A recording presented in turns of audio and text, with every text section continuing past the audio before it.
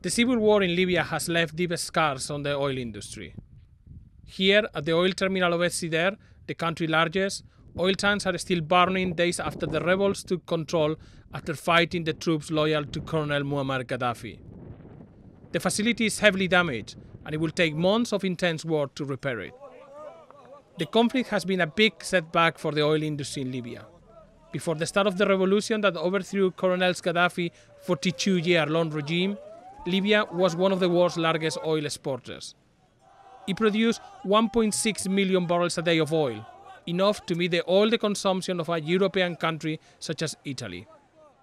Today, after 6 months of fighting, it produces almost nothing. I have toured the country for 10 days, visiting oil terminals, refineries, and oil fields in the desert to assess the damage and try to respond to the question that worries everyone in the oil industry. How long will it take Libya to come back to the oil market?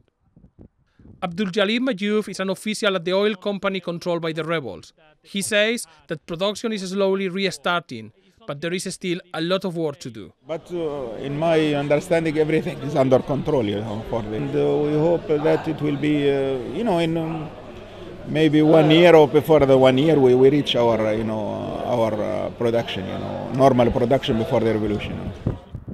The pace of the industry reconstruction will be critical for some European and US companies with large operations in the country, including any of Italy and Occidental Petroleum of the United States. The most important impact, however, will be on the price of oil. At the beginning of the year, a barrel of Brent cost around $100, but the crisis in Libya pushed prices to a 2-year high of more than $125 a barrel. Since then, prices have fallen a bit, but they remain high in spite of the economic slowdown. The landscape of the oil industry in Libya is mixed. Complete destruction in one place, such as the oil terminal of Essider, contrasts with intact facilities elsewhere. For the best view, I traveled deep into the Sahara Desert to visit the Sultan oil field, the oldest in Libya, to see how quickly it could return into production. Gaddafi troops occupied this oil field until only a few days ago. The rebels have taken now control and have discovered that the damage is minimal. Yes, housing facilities are looted and some infrastructure is also damaged, but the main assets, like this well, have emerged the war relatively undamaged. The lack of apparent damage doesn't mean that there are not problems. Oil fields need constant maintenance. For the last 6 months, no one has taken care of them, so when workers open the taps again, some of the wells are likely to be dry. A particular concern is the electrical submerged pumps. Many are likely to fail. Libyan oil is waxy, so the pipelines could have also clogged after 6 months of a stoppage. Another problem is looting. About 200 kilometers north of the oil field, at the refinery of Ras Lanuf, the army of Gaddafi destroyed the flats that houses the oil workers, and the signs of the battle are still visible.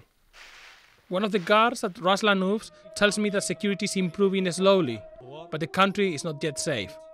Only a few days after I visited the refinery, Gaddafi forces launched a daunting attack and killed 17 people there.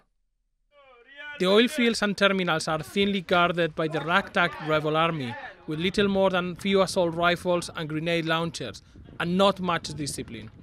Colonel Bumi, one of the top commanders of the rebels' forces, says his troops control nearly all the country and are trying to secure the oil facilities.